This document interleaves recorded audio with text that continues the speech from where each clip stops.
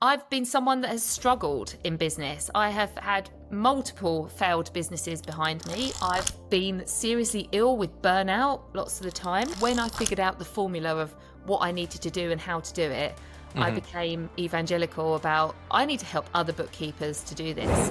On today's episode, I'm joined by Zoe Wood. And Zoe Wood at the moment is co-running two amazing businesses. So the Six Figure Bookkeeper that has over 30,000 members. I just wanted to share my journey of getting to six figures from my kitchen table with the three kids at home and being unapologetically ambitious. You work with Zoe Whitman, right? So Yeah. how did that come about? Me and Zoe were complete strangers, and I just saw her and I saw something in her, and I was like, oh my goodness, you're like me. So she got off the stage and I kind of whispered to her, I was like, I've got this business idea and I'd really like to talk to you about it. And she was like, Could you talk me through what the business does specifically, what the program does? We've just recorded our 350th podcast episode. That was very much mine and Zoe's passion. We like, how do we get stuff out there for free? But people want shortcuts. People want templates, blueprints. They want to know, like, what would you do? They want to ask questions and get quick responses. So we've got something called the Bookkeepers Collective.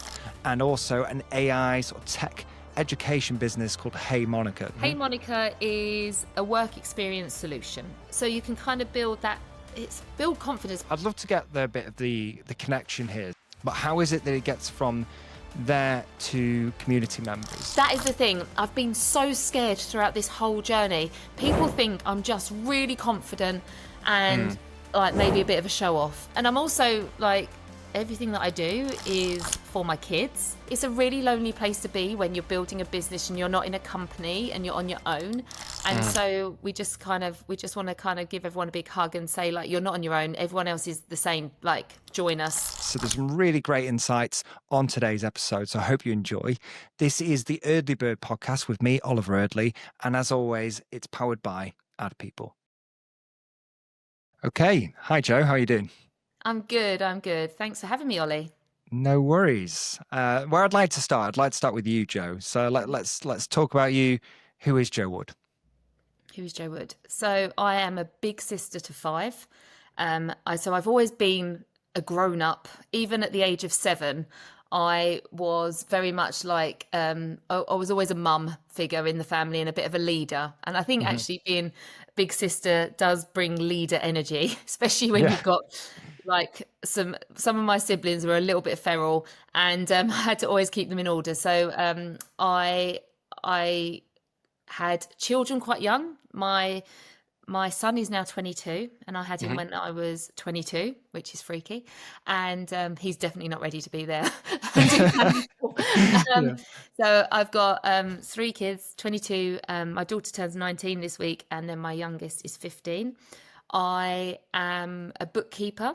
I am somebody that absolutely loves business, entrepreneurship, and have kind of made that my passion, my hobby. Everyone always says to me, what do you do for fun? And I'm like, business. And I just, I geek out on all of that stuff, personal development and the growth mindset stuff. And I've been someone that has struggled in business. I have had multiple failed businesses behind me, or not successful.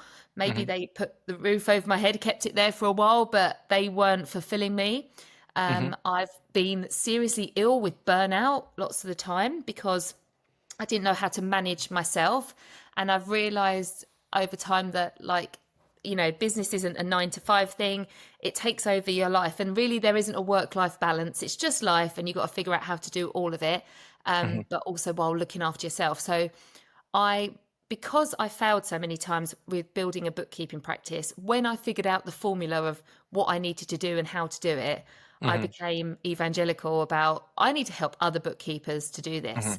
So about coming up for 6 years ago, I set up the Six Figure Bookkeepers Club, a Facebook community where I just wanted to share my journey of getting to 6 figures from my kitchen table with the 3 kids at home and being unapologetically ambitious, because I'd always felt that being a bookkeeper, you couldn't be as ambitious as other industries and other career choices. And I was like, no, I think actually we can have it all, as long as I manage my health as well.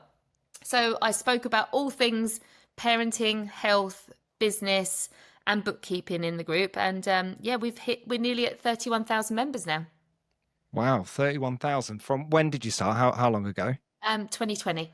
2020. So 5 years to 31,000. That's incredible. So was that the reason then you sort of exited your bookkeeping business, six figure? So you had a six figure bookkeeping business yourself, right? So was it just the fact that you really wanted to help other bookkeepers? What was the main driver behind it? So again, it was I wanted to prove that I could build a six-figure practice from home.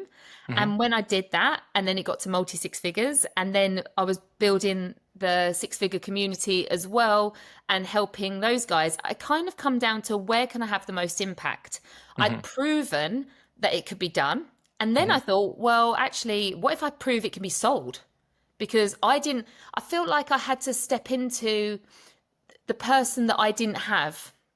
So that I could show other people what's possible, because I hadn't seen another bookkeeper sell, or maybe there was someone that I kind of associated with, but they called themselves an accountant.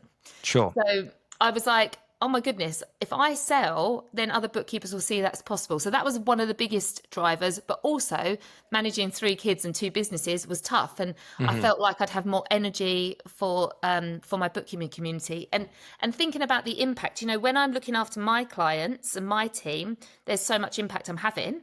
But imagine if I could impact every one of those bookkeepers in my community, and then that ripple effect to the clients that they're working with. I felt like it was a bigger mission that I needed to work on. Yeah, for sure. No, I totally get that. And then you work with Zoe Whitman, right? So how did that come about? So me and Zoe were complete strangers, but Zoe, like myself, had a personal brand. She had just become an author back in 2019. She'd written a book for marketing and lead gen purposes called Know Your Numbers, and she was invited to speak on stage at the ICB Bookkeepers Summit. And I was invited to speak on stage about how I'm building a 6-figure bookkeeping business from my kitchen table. And so we both spoke, and I had already started the group. I'd started the group in like 2018, but it was tumbleweed. There was nothing going on. Sure. And I knew I've always worked well in partnerships. I just saw her, and I saw something in her, and I was like, oh my goodness, you're like me. You're not like the majority of the bookkeepers in the room, not all of them, but some of them are very introverted. And there she was doing a visualization to this room of 400 bookkeepers on the stage. And I'm like, oh yeah, I really like you. So she got off the stage, and I kind of whispered to her, I was like, I've got this business idea and I'd really like to talk to you about it. And she was like, okay, you weirdo. And then we just started having chats at weekends. She had very young kids. She was pushing prams around the park, and we would just talk. And then January 2020, I booked us an Airbnb in Reading. So she was living in Bristol at the time, and I'm in Kent. She now lives in Wales. So we're like the bookkeeping Gavin and Stacey kind of thing. She met me in Reading, and we laugh about it now because we were both so nervous, because who books an Airbnb with a stranger? Like, very strange. And we spent the weekend together mapping out what I'd already written the program. I knew what the program was. My thing was I wasn't great with the marketing and getting the message out there. And that's where I saw she was brilliant. Sure. And so, I had the content. I'd started the community, but I was like, it's missing this bit. And we mapped it out. We incorporated the company. We built a website, and we knew, and we wrote the rest of the program. Like, she added some bits to it, and we were ready to go. And now we run a multi-6 figure like coaching practice, coaching business for bookkeepers, which supports both of our families. Amazing. So with the program then, just so if there's anyone listening to this then who doesn't know about the program or understand what you guys do, could you talk me through what the business does specifically, what the program does? Yeah. So it's a mixture really, because there's a lot of free stuff. We've just recorded our 350th podcast episode. So in January 2020 or February 2020, we started recording a podcast every week. And we did that for 5 years, doing it live, streaming it into the group. But in the last few months, we've started using a podcasting team to create better videos and YouTube, etc. So but like I say, 350 episodes. So there's a lot of free content. That was very much mine and Zoe's passion. We like, how do we get stuff out there for free for the people that can't afford anything? And I believe that we've put enough stuff out there that if people listen to it, they could learn. But people want shortcuts. People want templates, blueprints. They want to know, like, what would you do? They want to ask questions and get quick responses. So we've got something called the Bookkeepers Collective. It's a free Facebook group. It's a private Facebook group for our collective members. It's £199 a month. There are collections of training. So we have sales training, pricing training, marketing, expert, foundations, and growth. So all of these bits, they're CPD accredited trainings, and they will take you through. If you have not started a business, the foundations will help you set up your practice and all the nitty gritty around. And the real great, I think we've had over 400, 500 people go through this program. And what I say to people, they're like, but is it comprehensive? I'm like, no one's ever come back to me and said, you've missed something. So I think with all of those people, we'd have found out by now if we've missed something. So it's a very comprehensive 6 hours of CPD accredited program, takes you through that. Our Growth Collective has our 30-hour CPD signature program, which is the Success program. And that takes you through all the business elements that you don't get taught at college. So when people start their practices, they've passed their exams and they're like, I'm ready to go. You're just starting. It's a bit like when you get your driving license. It's like you're safe enough to continue learning. And so when you get your, practice license, yes, you can, but how do you price? How do you hold a sales call? What's your branding going to be like? What's your business branding, your personal brand? All of these things, no one has taught you. And we have created this program to be specifically for bookkeepers and accountants in practice that want to build we call it the Six Figure Bookkeepers Club. And it's all about that. But it's really just saying we're ambitious, but that ambition can look like whatever it wants for you. We're not telling you have to have £100,000 plus business. We don't care. You might want to work only school time, or and you want to have every school holiday off, or you might have caring responsibilities. See, bookkeeping finds people usually at a point where work isn't working, life is hard, and they need some flexibility. And then so what happens is, with the mindset of the bookkeepers that come in our community, they tend to then diminish their ambition and go, well, I'm having to make all of these adjustments because of my life, so therefore I won't charge very much and I'll play small. And what we're saying is, playing small will not get you the life that you want, and you don't need to play small. How about if we create the perfect thing that works for you and gives you all the flexibility but actually pays for you to live a better life? So that is what we're teaching. We have live sessions today. We've even in the collective, we've got 3 live sessions today. So me and Zoe are in there all the time. We teach the success program live every week as well. So you've got it all recorded. You've got the workbook. You have to, at the end, submit a business plan that we approve for you to get your certificate. It is a bit like Girl Guides for bookkeepers. We have stickers, we have badges, we have certificates, we have prizes. We think business should be fun. And we encourage, that accountability side. This is what people really need, to be held accountable to their goals, because life will get in the way, but we are there to go, come on, you said you're going to do this. So my mum actually works in the team as our member success coordinator. She's an amazing referral marketer. So she is very good at listening to what our bookkeepers are doing, and then she'll go, you're doing this, so-and-so needs someone like that.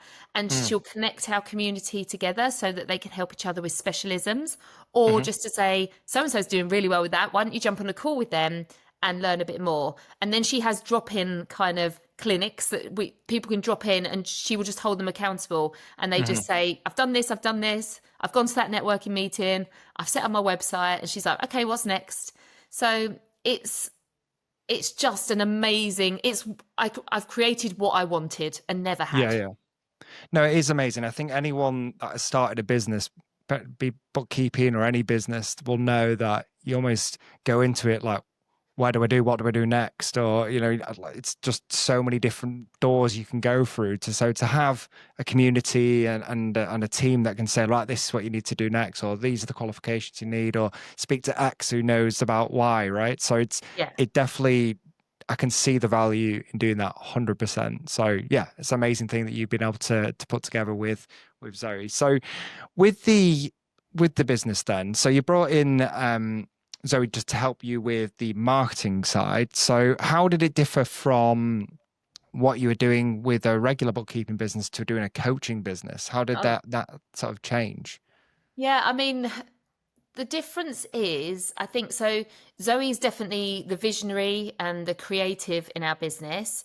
Mm-hmm. And we've had to learn how to be, and this really helped me actually with my bookkeeping practice. Because at the end of the day, why do people that own a practice don't think they own a business? But it's all the same thing. And Mm-hmm. lots of the things that I started doing in Six Figure, I was able to do in Joe Wood Virtual FD and see amazing results. So building a personal brand, my business was my name. Of course I had to have a personal brand, but I really went in on it.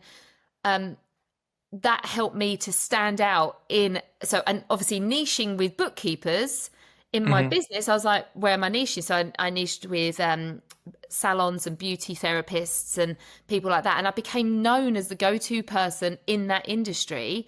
And I was being asked to speak on stages for them. So most bookkeepers don't do that. Yeah. Most bookkeepers don't build a personal brand and a niche and then get known as the go-to bookkeeper in that space and then have a constant stream of prospects coming in and dropping into my inbox. So I was seeing what I was teaching and I knew best practice, but then obviously me and Zoe have to be, no one was speaking just to bookkeepers back in the day. It was always accountants clubs or, they'd mention accountants first and then bookkeepers kind of always come afterwards. And I was like, I just want a space where it's just bookkeepers. Now it's funny. We have a lot of accountants in our community and no one's bad. Like everyone can join, but it was just really important for us to speak to the bookkeeper because they're the ones that felt like there wasn't a space for them. And it's done us really well. So it works the same in any business. Obviously, like building, like we build email lists and we have campaigns and we have launches. Bookkeeping firms can do the same. We use AI so much. Bookkeeping firms can do the same. It's also about like retention. We're focused when you're running a coaching business, you need to focus on retention and looking after your members.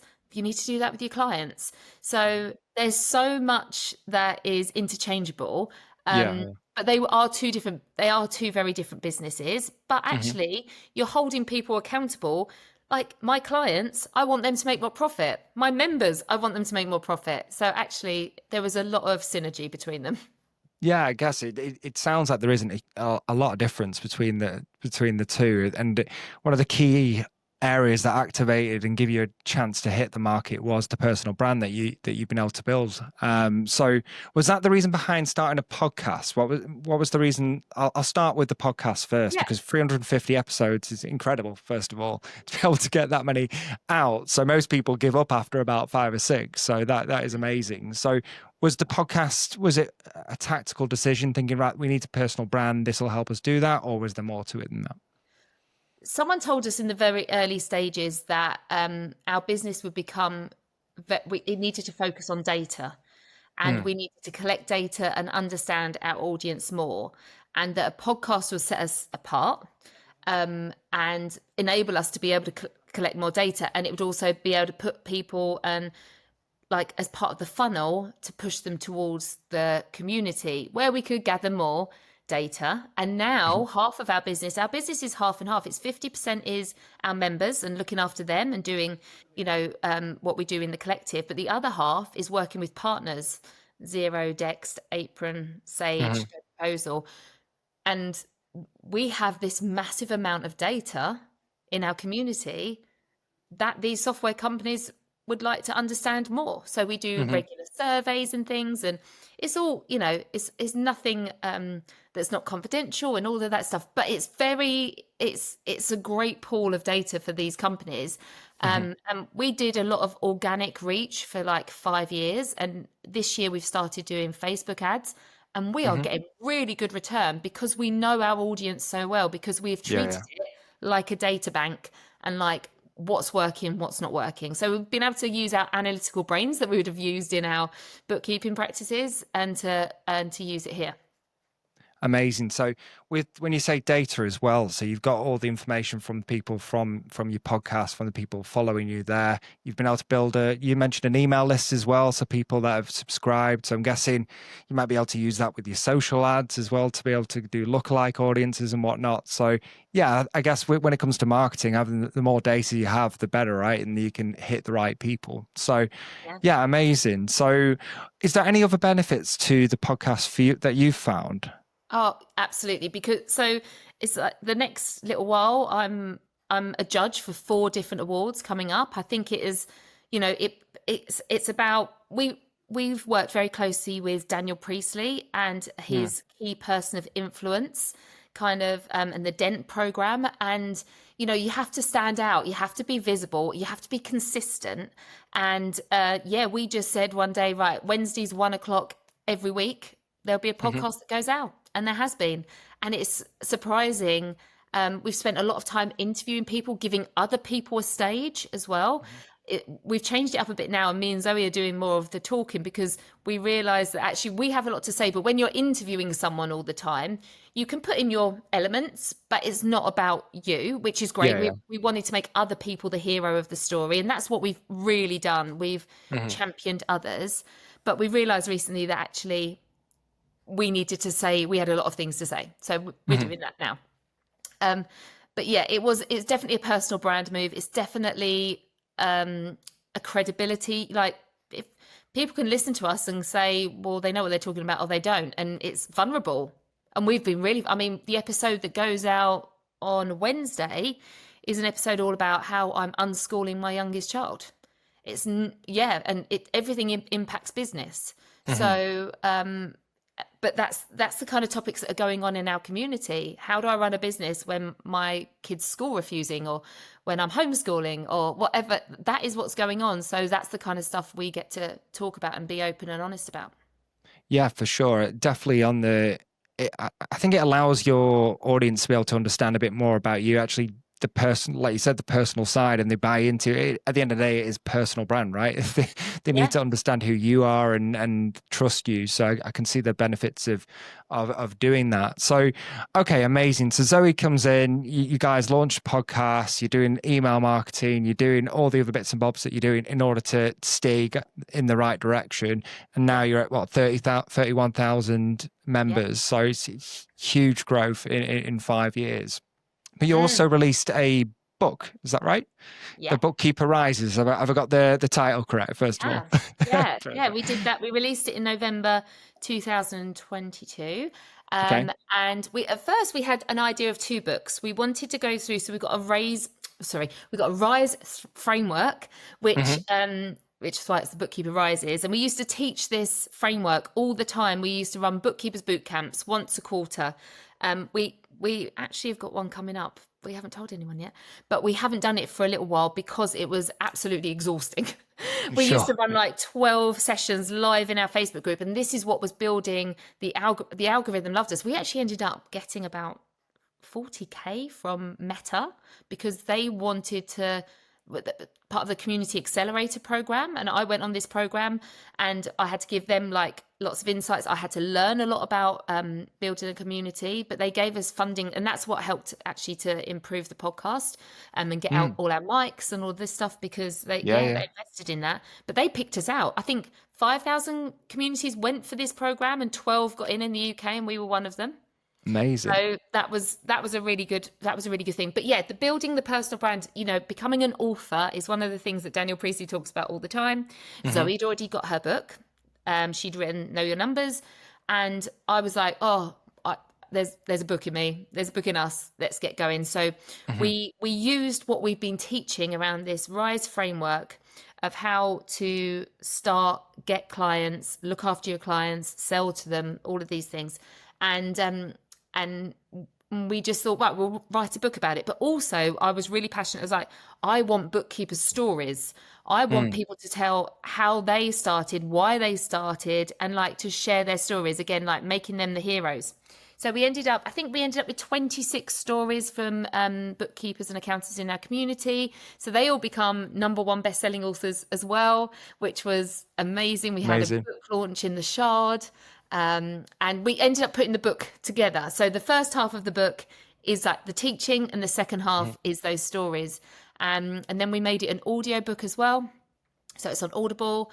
And that was a great experience to read it again out loud, but also to read their stories was like, ooh, there was a few tears. But it's really good, because I think it's a really lonely place to be when you're building a business and you're not in a company and you're on your own. And so we just want to kind of give everyone a big hug and say, like, you're not on your own. Everyone else is the same. Like, join us. We can help you through this. Yeah, no, for sure. So I'd love to get the bit of the connection here. So you've got the podcast that's doing really well, the personal brand's taking off, you release a book, which is obviously just rounding everything up. It's like, this is a really solid personal brand. But how is it that it gets from there to community members? Is it just people that find you on LinkedIn? Is it events? Is it your email list? What do you feel drives the most value? Or is it just all encompassing? I think it's everything. I think it's talking on stages. It's just we are relentless. We, emails, being on other people's podcasts, mixing with other entrepreneurs. That's been one of the biggest things that we've learned, is when you stay in your niche and you're like, in the accountancy space, and you don't go out. What we've started going on ski trips with Daniel Priestley and his other people in his community, like other amazing entrepreneurs in random, completely different industries. And like we were saying earlier, actually business is business, but listening to how other people apply what they're doing in, I don't know, mortgage advisory or trading, day trading, or building a desk that has been like, it's multi-million-pound businesses, like a desk that's a photo, like a picture frame, and then comes down from the wall, and then you've got your laptop and screen all set up. Like, wow, okay. These guys are there. They're so creative and so like, and I thought way ahead of us. So when we first turned up to these events, we were like really intimidated, and then we were taken up this mountain while we were skiing. We were all put on little skidoos. We're taken on the mountain to this restaurant, and I'm having a glass of wine waiting for dinner, and Daniel Priestley come over to me and Zoe and said, you two are gonna be at the front today telling your story. And we were like, what? These 40 amazing people. Yeah. And so scared. And that is the thing, I've been so scared throughout this whole journey. People think I'm just really confident and like maybe a bit of a show off, and I'm like, do you know what, I love it when I'm doing it, but the fear is real, and I push myself out my comfort zone all the time. I've learned to ski in my 40s. I'm not from a family that has ever skied. I am petrified on the nursery slopes, but I'm doing it because it means I get to hang around with these people. I get to have this shared experience. Luckily, my brother's all my siblings are entrepreneurs, but my brother's an entrepreneur who has now become, because I forced him to come on that ski trip, he is now like the AI lead for Dent Global. Wow.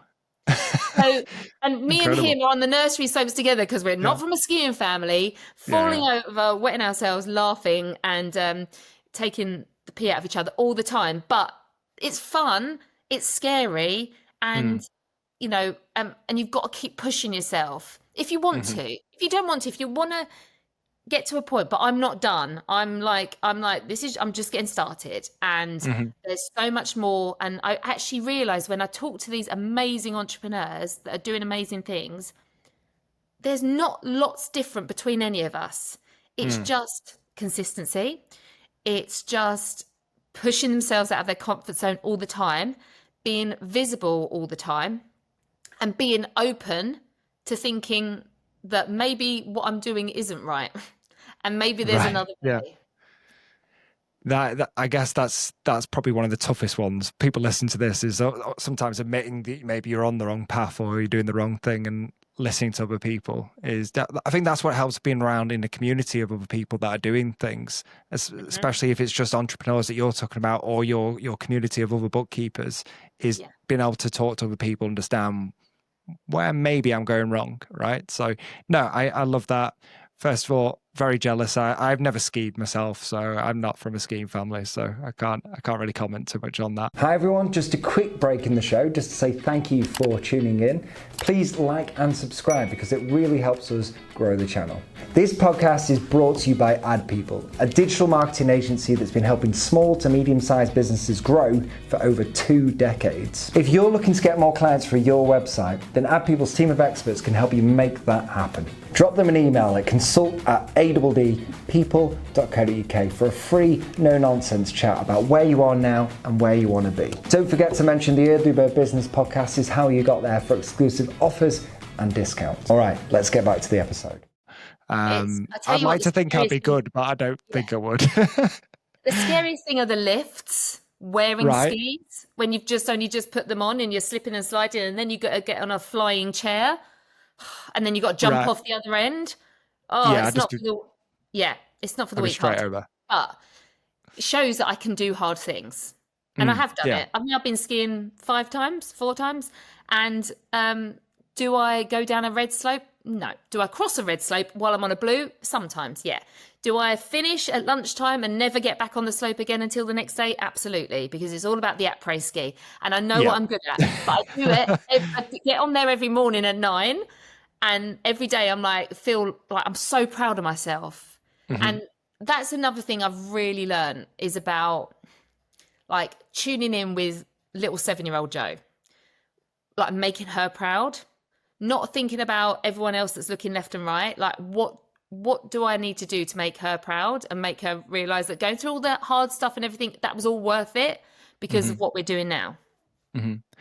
Would you say, just judging on and knowing you a little bit and hearing you talk about what you've been doing, would you say before you started doing things like podcasts and talking on stages, were you that type of person at the start? Like, I'm happy just to jump on stage, chat to everyone, or was it a case of I'm just going to put myself in awkward or uncomfortable situations and ride the wave? What got you there? So I think, from a very young age, I wanted to be on stage. Like I wanted to be on stage. I also like debating. I considered being a barrister. So I've never been quiet and shy. And then I had children young, and that knocked my confidence because all my friends were at university and I was at home changing nappies, and I was like, oh, I lost myself for a while. But then something happened after I'd had the 3rd child. I had her at 29. And in my 30s, I kind of found myself again because what happened was lots of my friends were then having children then. And they were like coming to me for advice. And I realized that I had something to share, and I did have some experience, and I was building businesses as well all through that time. I also I did my AAT. I did my AAT in my 30s again.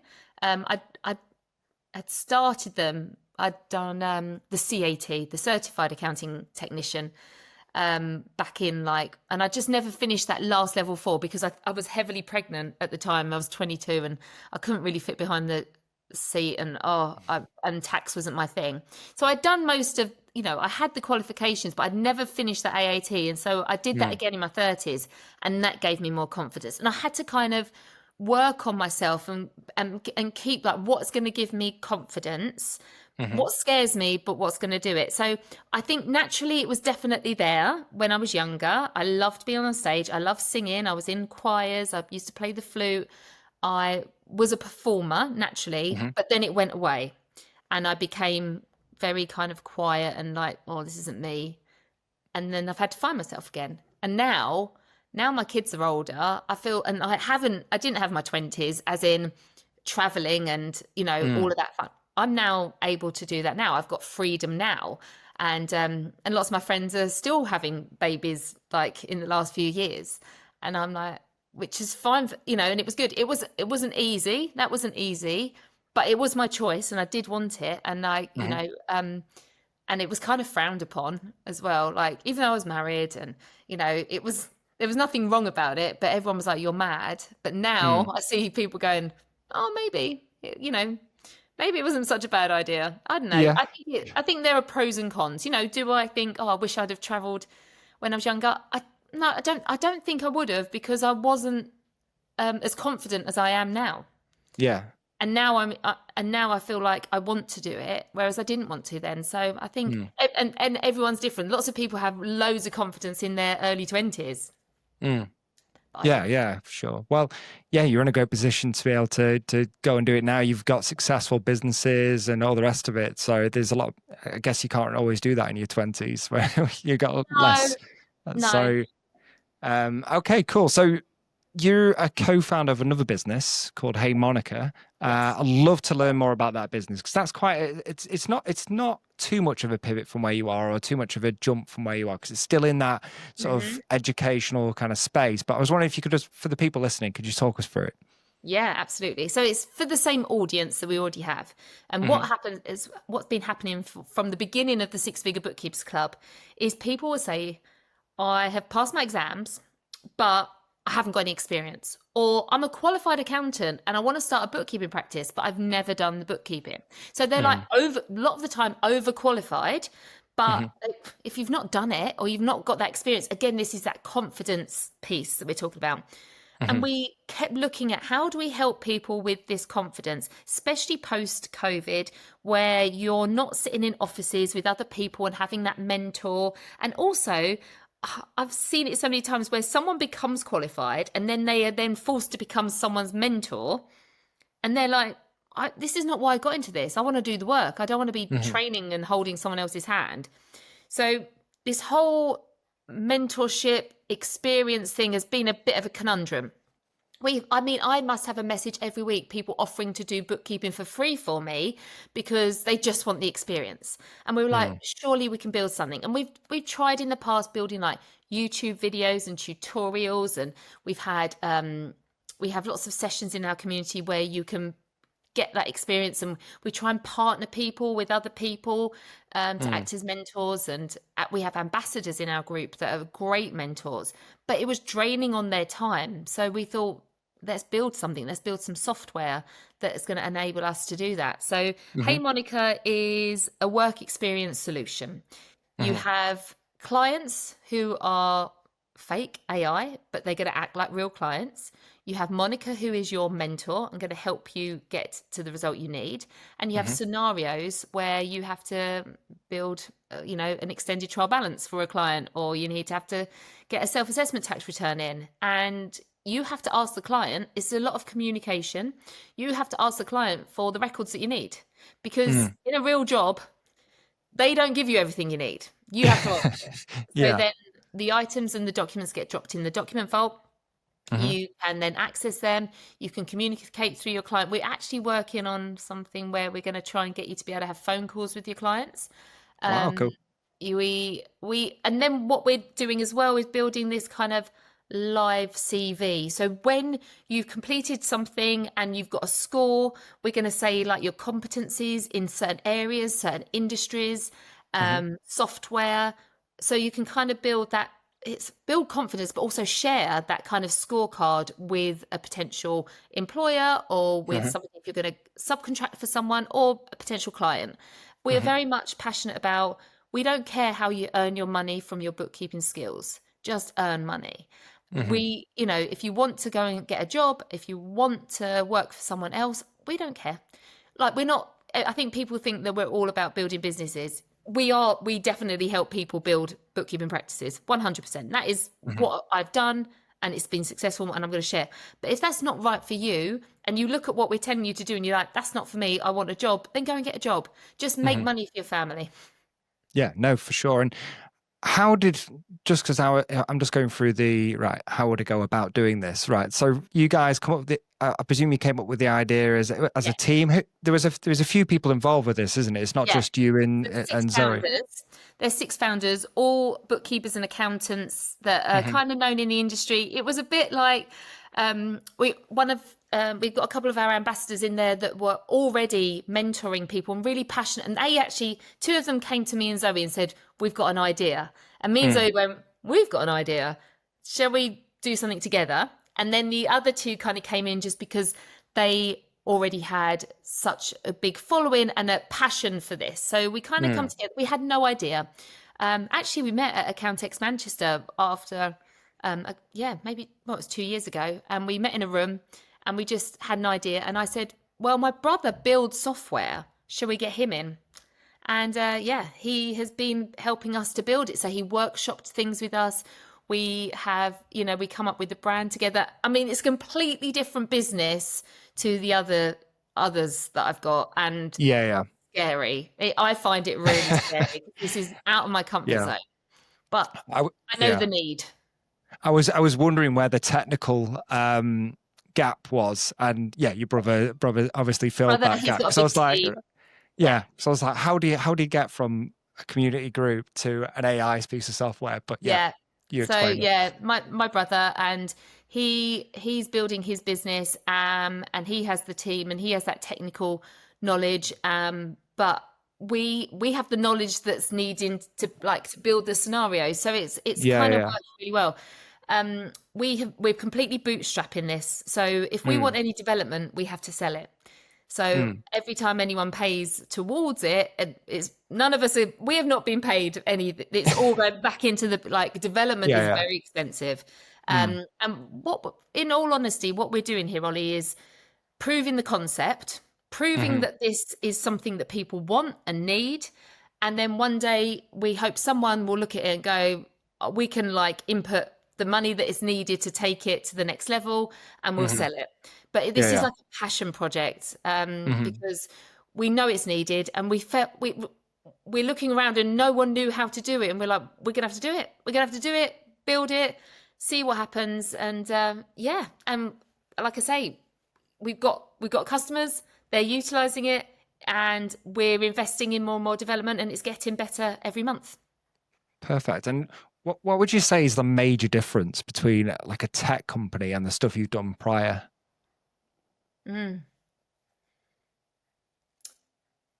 It's about control, I think. So with Six Figure and with my bookkeeping practice, if there was a problem, I could solve it. With this, I can't. I have to rely on another team, and you've got to build it with massive scaling in mind. It's a very different approach. It's also different because there's a team of 6 founders. So and again, relatively, we didn't know each other that well, and having to build something with lots of people in, me and Zoe have just become one mind now. So just a hive mind. We don't have to ask each other. We know what each other's responses are going to be. But that was interesting. So, for me and Zoe, we've had to do kind of coaching and kind of counseling on our money stories and our values. And, if this business is going to work for both of us and our families, what does it need to provide for her? And what's it need to provide for us? And how do we get to a point where we're that's what it needs to look like, so we're both served in the correct way, and emotionally and financially, our needs are met, because it's a scary thing having all your eggs in one basket with a kind of relative stranger, even though we are very close now, and I think our kids think they're cousins, and I'm always, we're always together, but it's nothing. You have to, we had to really look into shareholders agreements and do all of those things. So that was good. When we did HeyMonica, we were right, we've done this for us in a partnership, so we know exactly what that needs to look like over here. But we're definitely still learning, because we're learning to get to know each other. Yeah, no, for sure. I think it's interesting you mentioned control as one of the points as well, because I guess when you're in a bigger, I'm sure there's some people listening to this that have a much bigger director team, if you will, and also aren't fully in control of the things that are going on within the business. So I would find it difficult myself if I had to relate to a tech team and pass the control away. So that's interesting for anyone thinking of doing a tech company. Is that right for you or not? Maybe not for some people. So marketing differences would be interesting as well from a tech company, from where you were before. So you've had a bookkeeping business, you've had a community, to running a AI platform tech company. Is it similar, or are we talking big differences here? I mean, we've just released a book this week for HeyMonica. Okay. Yeah, Rookie to Ready. And Amazing. about the stories of people getting and building their experience. So it's all about personal brand. And the reason we got the 6 people as founders is because they've all got strong personal brands and that they can grow on Yeah. it. So in the world of AI, you need to be more human, and the personal brand is paramount. So in that way, there isn't much difference. I think that is definitely what Zoe would say is of the utmost importance, building personal brand and continuously being out there and visible. And being open and vulnerable as well. Like, I'm very open and vulnerable about the fact I've never run a tech company before. I like software, but do I know how it works? No. I'm actually going on my own experience journey while building a work experience app. Yeah. And I feel like it's made me a bit nervous as well. And Zoe said, "Oh God, you're not as visible in HeyMonica as you are with the other company." I was like, "It's because I'm nervous and I feel like I'm going to say something stupid." But I think our community like that. Our community like it when we're vulnerable and don't pretend we know what we're doing all the time. Yeah. We don't believe in faking it until you make it. We're like, share it, warts and all the way. So yeah, it is very similar from a marketing point of view. Different kind of setup with more people, and I think that makes it a bit hard. Me and Zoe like to make quick decisions and move fast. And that's something we've learned by working with partners as well in bigger corporates. When there's red tape and things, we're like, oh, come on, we just need to go. We can make this and do this. So we do love having that freedom. But I think that's another thing that people don't build in their businesses is freedom, and it's really important. Yeah, no, for sure. One question I have would be for anyone else that's thinking of doing the AI version for their industry, because I'm sure there's a lot of different industries out there. A friend of mine works within sort of car finance, and he's thinking about doing stuff within there. But whatever industry they're in, what would be your best bit of advice? Maybe for people that, again, aren't from a tech background, similar to you, what would be your best advice going in? I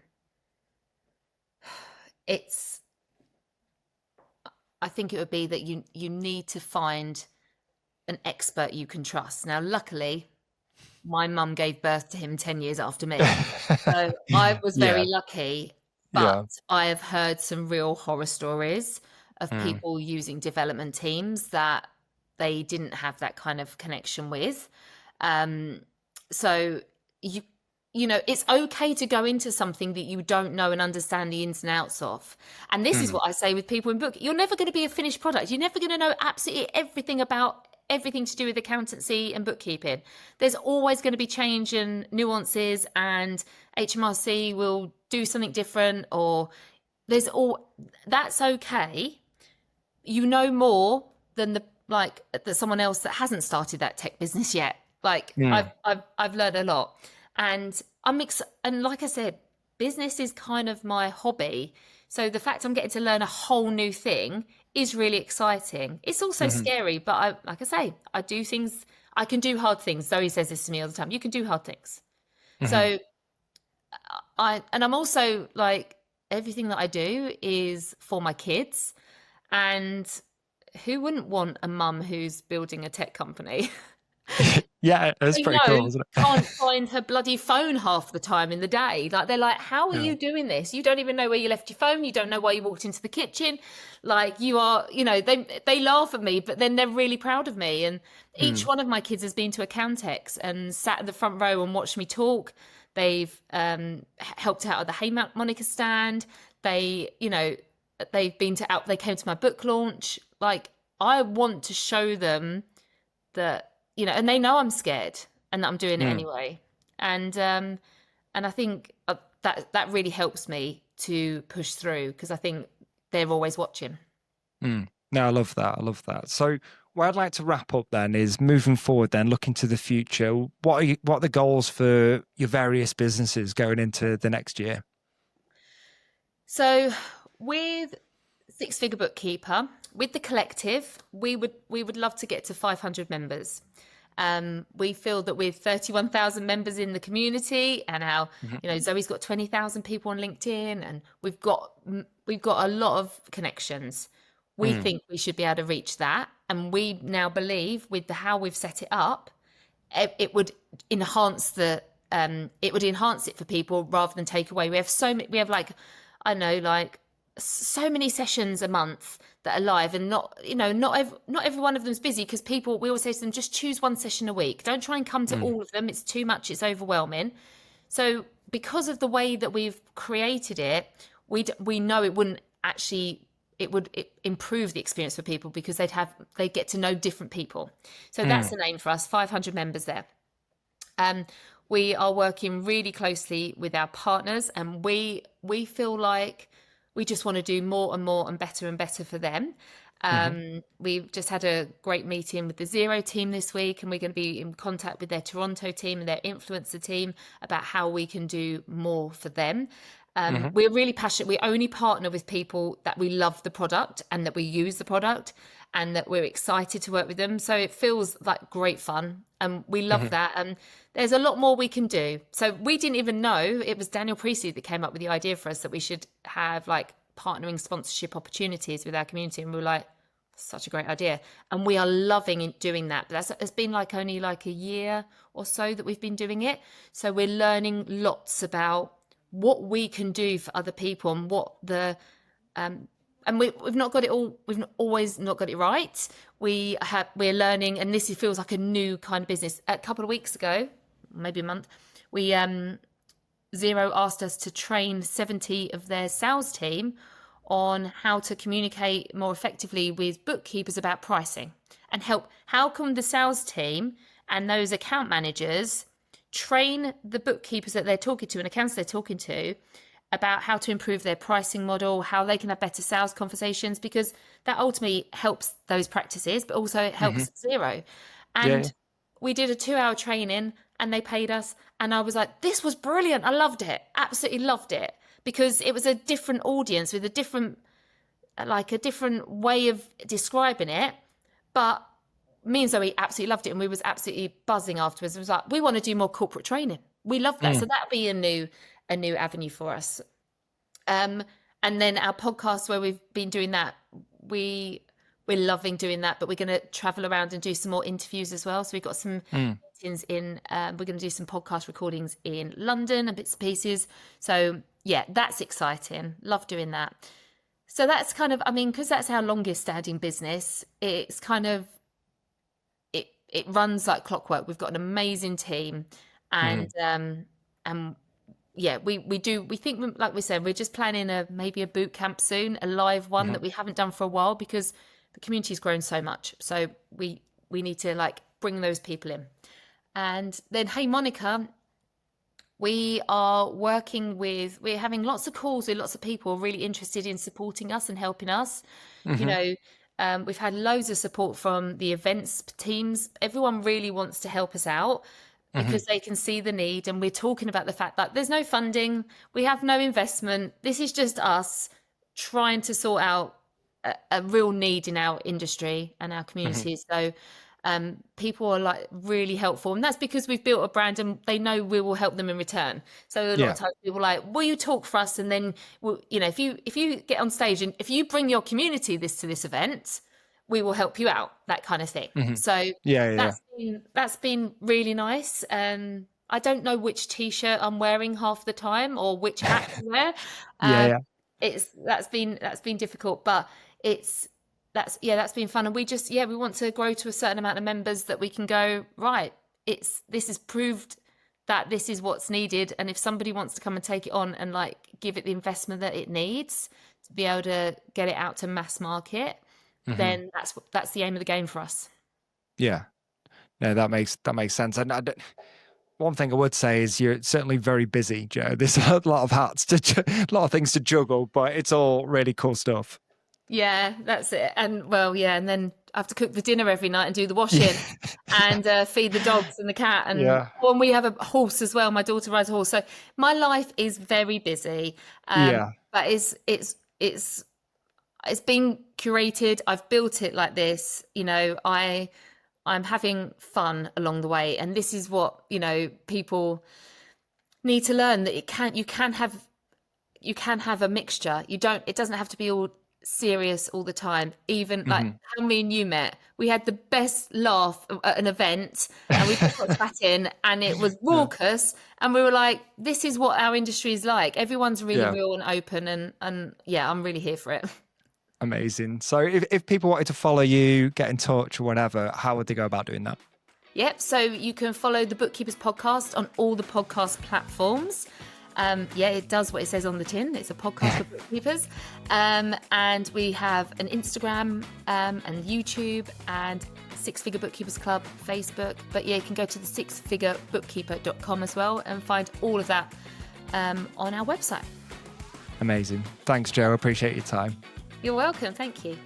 Hi, everyone. Thank you for tuning in. I hope you enjoyed today's episode. If you could do us a huge, huge favor and like and subscribe, it allows us to get you more amazing guests, as well as share more practical tips on how you can grow your business online. If you are looking to grow your business online, then Ad People are here to help. They offer free, no obligation consultations that allows you to speak to more people who know what they're talking about. Simply email consult@adpeople.co.uk or see the link in the description. Other than that, I'll see you next time.